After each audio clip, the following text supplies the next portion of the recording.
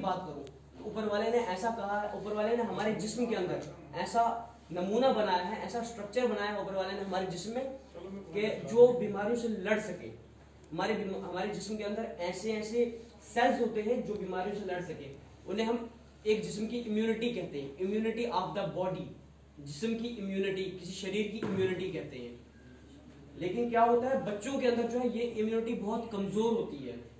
बच्चों के अंदर ये इम्यूनिटी बहुत कमजोर होती है, उस वजह से बच्चे जो है जल्दी बीमार होते हैं। बच्चों को जल्दी जुकाम लगता है, बच्चों को जल्दी उल्टियां आती हैं, बच्चों को बुखार चढ़ता है जल्दी। बच्चे हम देखते हैं कि बच्चे हर दूसरे तीसरे दिन, हर हफ्ते में डॉक्टर के पास जाना पड़ता है बच्चों को लेकर। तो इसलिए बच्चों की इम्यूनिटी इसमें बहुत कमजोर होती है। उस वजह से क्या होता है, बच्चों को ये बीमारी जल्दी लग सकती है। अब मैं इस बीमारी के कुछ लक्षण आपके सामने बताना चाहूंगा कि इसके लक्षण क्या होते हैं। किस तरीके से एक पढ़ा लिखा इंसान तो जान लेगा कि इसके लक्षण क्या है, लेकिन एक अनपढ़ इंसान कैसे जान सकेगा कि इसके लक्षण क्या है। तो मैं आज आपके सामने इसके लक्षण बताना चाहता हूं ताकि आप भी इस बात को आगे फैलाएं, तो आगे जिन लोगों को इसके बारे में पता ना हो उनको भी इसका नॉलेज हासिल हो, उनको भी इसका ज्ञान हासिल हो। सबसे पहले आता है इसमें खांसी। इसमें खांसी लगती है, इंसान खांसी करता है, दिन में खांसी करता है, रात में खांसी करता है, और उस वजह से क्या होता है, वो अपना काम सही तरीके से नहीं कर सकता। वो अपना काम सही तरीके से नहीं कर सकता, वो अपने काम पर फोकस नहीं कर सकता है। ये ऐसी बीमारी है खांसी का होना। ये भी आमतौर पर तो हमें एक नॉर्मल लगता है, एक आम सी बीमारी, लेकिन एक खांसी का होने की, जिसको खांसी होती है उसको पता होता है कि उसको कितनी मुश्किल है। वो कभी किसी महफिल में बैठ नहीं सकता है, वो बार बार खांस नहीं सकता है, और अगर खांसेगा तो वो हिचकिचाता है, बार बार हिचकिचाता है। और दूसरी बात होती है चिड़चिड़ापन। चिड़चिड़ापन, इंसान जो है बिल्कुल चिड़चिड़ा महसूस करता है, उसे किसी से बात करने में मन नहीं लगता, वो किसी से बात करना नहीं चाहता, क्योंकि ये बीमारी ऐसी है कि इंसान के अंदर जो है उसको अपने अंदर से कुछ ना कुछ खाता है, मतलब वो दूसरों से अच्छे से बात नहीं कर सकता। और जैसे कि मैं आपको एक तस्वीर दिखाना चाहता हूँ, ये एक बच्चे की तस्वीर बनाई है, एक बच्चे की तस्वीर है जिसमें इसकी शक्ल से लग रहा है कि ये चिड़चिड़ापन महसूस कर रहा है। सबको दिख रही है, एक शक्ल से लग रहा है कि चिड़चिड़ापन महसूस कर रहा है। और फिर मैंने इसके नीचे की तरफ साइन भी बनाया कि इसके जो फेफड़े हैं, इसके फेफड़ों से इसका लक्षण नजर आ रहा है कि कीटाणु इसके फेफड़ों में घुस चुके। उस वजह से इस बच्चे की शक्ल को आप देखें तो एक चिड़चिड़ापन महसूस कर रहा है, इसका मूड कुछ ऑफ जैसा है। और उसके बाद बुखार का होना, उस जो व्यक्ति इस बीमारी से जूझ रहा है, पीड़ित है, उसका एक लक्षण बुखार का भी है, उसको बुखार होता है।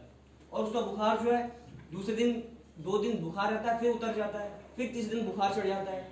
ऐसी बीमारी जिसमें बुखार चढ़ता भी है और उतरता भी है। और चौथा जो है वो है दबाव चेहरे के पीछे, क्योंकि मैंने आपसे पहले कहा कि मैं ऊपर वाले हिस्से की बात कर रहा हूँ, जो नाक का है ना, नाक की जो अंदर से नाली है, पाइप है, जो उस पाइप पे दबाव पड़ता है। उस पाइप में दबाव इस तरह पड़ता है कि इंसान का चक्कर आने का मन, इंसान को चक्कर आता है, इंसान को बुखार भी होता है, चक्कर भी आता है, वो सीधा खड़ा नहीं रह सकता, वो हमेशा ऐसे ढीलापन रहेगा, यहाँ सोया रहेगा, लेटा रहेगा। ये ऐसी बीमारी है। उसके बाद छींक, ये जो है सबसे बड़ा लक्षण है। किसी को भी छींक आएगी, किसी को बार बार छींक आती रहेगी। एक छींक होती है कुदरती आनी, वो एक दिन में, हफ्ते में एक बार आ गई, दिन में एक बार आ गई, वो कुदरती छींक होती है। लेकिन एक छींक होती है जो हर 5 मिनट के बाद आए, हर 3 मिनट के बाद आए, वो छींक जो है, वो छींक इसका सबसे बड़ा लक्षण है। वो हर व्यक्ति को, और हर एक इंसान, चाहे पढ़ा लिखा हो चाहे अनपढ़ हो, उसको ये मालूम हो जाएगा कि अगर बंदा बार बार छींकता जा रहा है तो उसे पता लग जाएगा। वो दूसरे बंदे को पूछेगा क्या तुझे जुकाम है। ये ऐसी बीमारी है, छींक इसका सबसे बड़ा लक्षण है। और उसके बाद आती है बहती नाक, नाक बह रही हो, जिसको हम अंग्रेजी में कहते हैं राइनोरिया, अंग्रेजी में राइनोरिया कहते हैं। और नाक बहती है, बार बार बहती है। उस बंदे को हम देखते हैं जिसको जुकाम लगा होता है, उसका रुमाल 24 घंटे उसके हाथ में होता है, 24 घंटे उसका रुमाल उसके हाथ में होता है, और वो छींकता रहता है और उसकी नाक बहती रहती है। ये लक्षण है। और कुछ है, और एक लक्षण, अब मैं अगर नीचे की बात करूं तो गले में खराश होना, गले में खराश होती है, कुछ ऐसा लगता है जैसे गले में कांटे चुभ रहे हैं। ये उस व्यक्ति को पता होगा जो इस बीमारी से जूझ रहा है। और उसके अलावा पूरे बदन में दर्द होता है। पूरे बदन में दर्द होना ये कोई लक्षण, पूरा लक्षण नहीं है, हो भी सकता है, नहीं भी हो सकता है, लेकिन लक्षण में देखा जाए तो ये भी लक्षण की उसमें लिस्ट में आता है कि पूरे बदन में दर्द होता है। उसके बाद दूसरा जो लक्षण मैं बताने जा रहा हूँ, ये भी जरूरी नहीं कि ये लक्षण मौजूद हो, लेकिन ये लक्षण है मुंह से गंदी बदबू आना, मुंह से बू आना, गंदी बू आना। ये भी एक लक्षण पाया गया है, लेकिन ये कंपलसरी नहीं है कि ये उसमें मौजूद होगा, ये कंपलसरी नहीं है। उसके बाद आता है आंखों से पानी आना, आंखों से पानी आना, आंखों से बेवजह आंसू निकलते जाएंगे, बेवजह आंखों से आंसू निकलते जाएंगे। ये कुछ लक्षण थे जो मैंने आपके सामने कहे। जैसा कि मैंने यहाँ पर लिखा है, यहाँ पर मेरे पास पूरा लिखने के लिए नहीं था, तो मैंने आपको बता दिया ऐसे। जैसे कि लक्षण छींक, ये भी बताया मैंने आपको, बुखार भी बताया, और गड़गड़ाहट। गड़गड़ाहट यानी बंदे की आवाज से पता लग जाएगा, उसके आवाज में घ घ ऐसी आवाज निकलेगी उसके मुंह से। तो मैं उम्मीद करता हूँ आप सब समझ रहे होंगे मेरी बात को।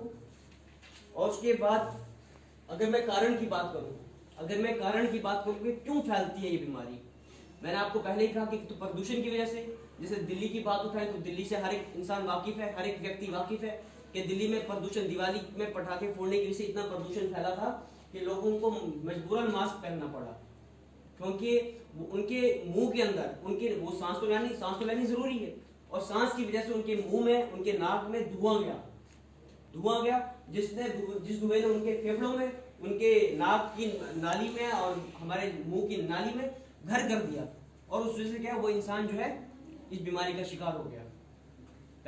इसका पहला कारण ये है। दूसरा कारण होता है मौसम की तब्दीली। अक्सर हम देखते हैं कि जैसे ही गर्मियों के बाद अचानक सर्दी का मौसम आता है या बारिश का मौसम आता है, तो हमारा हर दूसरा या तीसरा जो व्यक्ति होता है वो इस बीमारी का शिकार हो जाता है। ये है उसका कारण। और तीसरा कारण ये होता है कि जैसे मैं अगर अपनी आपको एक मैं एग्जांपल दूं, जैसे सपोज कीजिए मैं इस बीमारी से पीड़ित हूं, तो इसमें क्या होता है कि मैंने छींका तो मेरे सामने जो बैठा होगा उसको मेरे कुछ बूंदे, चाहे मुंह से निकले चाहे नाक से निकले, कुछ बूंदे जो है उसके आसपास गिरती हैं या उसके कपड़ों पर गिरती हैं, उस वजह से वो इंसान भी इस बीमारी का शिकार हो जाएगा। ऐसी बीमारी को अंग्रेजी में कहते हैं कम्युनिकेबल डिजीज। वो बीमारी जो एक इंसान से दूसरे इंसान में फैले, ऐसी बीमारी को कहते हैं। तो जब मैंने छींका तो वो दूसरा जो सामने वाला बंदा था उसी वक्त नहीं, फौरन से उसका शिकार नहीं हुआ, लेकिन 1-2 दिन में वो भी उसका शिकार हो जाएगा। दूसरी बात, मैंने इसको हाथ लगाया, मैं इन्फेक्टेड हूं, मेरे को बीमारी है ये, और मैंने इसको हाथ लगाया, अब मेरा हाथ तो कहां नहीं जा रहा है, मैंने इसको हाथ लगाया, उस वजह से अब दूसरा बंदा आएगा वो इसको हाथ लगाएगा, उसको भी ये बीमारी फैल जाएगी। ये होते हैं ना, इंग्लिश में इसको ड्रॉपलेट्स कहते हैं। ये बूंद निकलते हैं, ये फैलते रहते हैं ना, उस वजह से क्या कि हर बंदा जो आहिस्ता आहिस्ता इसका शिकार हो जाता है। तो इसके मैं आगे बताऊंगा कि इसका बचाव कैसे करना है, लेकिन फिलहाल मैं आपसे बताना चाहता हूँ कि फैलती कैसे है। तीसरा होता है किसी का जूठा इस्तेमाल करना, किसी के कपड़े लगा लेना, किसी के बर्तन वगैरह को हाथ लगा लेना, किसी का चम्मच लेना कि हाँ तू खा रहा है मैं भी खाता हूँ इस चम्मच से, चम्मच इस्तेमाल कर लेना। कोई किसी चीज को, जैसे किसी चीज को पकड़ना, जैसे ये पेन है, ये पेन मैं पकड़ रहा हूँ, मेरे को लेकिन बीमारी है, मैं ये पेन पकड़ रहा हूँ लिखा, और अभी मेरा कोई दूसरा साथी आएगा वो ये पेन ले लेगा, तो इनडायरेक्टली तौर पर ये बीमारी फैलेगी, इनडायरेक्टली तौर पर ये बीमारी फैलेगी। उसके बाद जो है मैं आपके सामने कुछ ट्रीटमेंट इसके बताना चाहता हूँ, कुछ दवाइयों के नाम बताना चाहता हूँ। मैं उम्मीद करता हूँ आप सब गौर से सुनेंगे।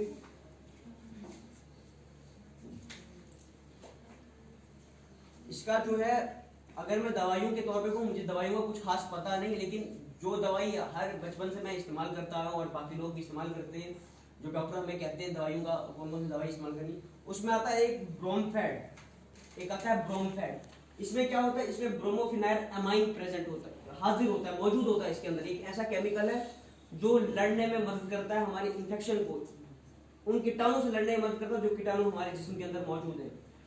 इस दवाई का नाम है ब्रोमोफेड। दूसरी दवाई है उसका नाम है क्लोरोट्राइमेटोन, क्लोरोट्राइमेटोन। इसके अंदर क्या होता है, उसके अंदर क्लोरोफिनाइल अमाइन होता है। ये भी एक ऐसी किस्म है एंटी हिस्टामिन की जो हमारे जिस्म के अंदर जो है कीटाणु के साथ लड़ता है और हमें बचाव करता है। तीसरी है बेनाड्रिल। बेनाड्रिल तो एक बोतल आती है, आप सबको पता देखी होगी। बेनाड्रिल जो है 2 चम्मच पीनी है सुबह 2 चम्मच शाम। तो इसका क्या, इसके अंदर डाइफेन हाइड्रामाइन इसके अंदर मौजूद होता है जो बीमारी से लड़ने में हमें मदद करता है। जो बीमारी से लड़ने में हमें मदद करता है।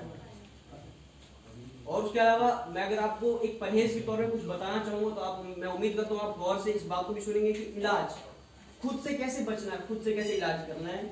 उस इलाके में ना जाएं जहाँ धुंध छाई हुई हो, क्योंकि प्रदूषण की वजह से हवा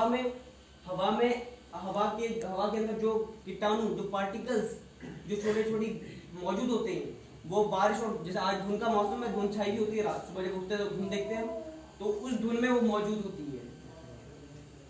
कोशिश करनी है कि उस धुंध वाले इलाके में नहीं जाना है। लेकिन अब हमारे इलाके में जब धुंध छाई हो तो कोशिश करनी है कि घर से बाहर फजूल में नहीं निकलना है। जैसे कि दिल्ली में धुंध छाई हुई थी, पूरा प्रदूषण छाया हुआ था, तो लोगों को डॉक्टर बता रहे थे कि आपको जो है अपने घरों से नहीं निकलना है, मजबूरन अगर निकलना पड़े तो मास्क पहनकर निकलना है। ये मेरी आपसे एक इल्तिजा है। दूसरा है डॉक्टर से मिलें और अपनी बीमारी के बारे में बताएं। डॉक्टर से कोई बीमारी नहीं छुपानी है, क्योंकि डॉक्टर ही एक वाहिद ऐसा ऊपर वाले ने भेजा हुआ ऐसा रूप होता है ऊपर वाले का, जो आपको बताता है, जो आपको आपकी बीमारी से दूर करता है, जो आपको आपकी बीमारी से सुरक्षा देता है।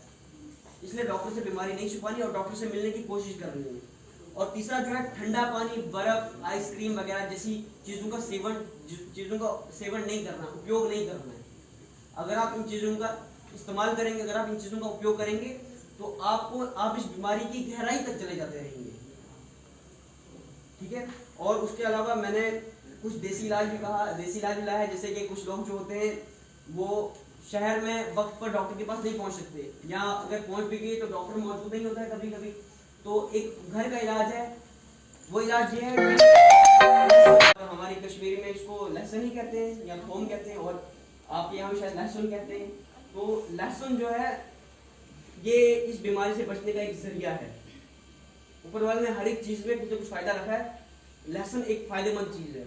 इसको कूट कर अगर इसकी खुशबू भी लेगा इंसान तो भी उसके बीमारी के फर्क होने के चांसेस हैं।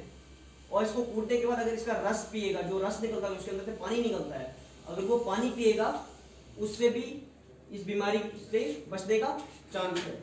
और उसके अलावा गर्म पानी का सेवन करना है, गरारा करना है, गरारा करते रहना है, थोड़ा सा नमक मिलाकर उसका गरारा करना है, सुबह उठकर, दोपहर में भी, शाम में भी।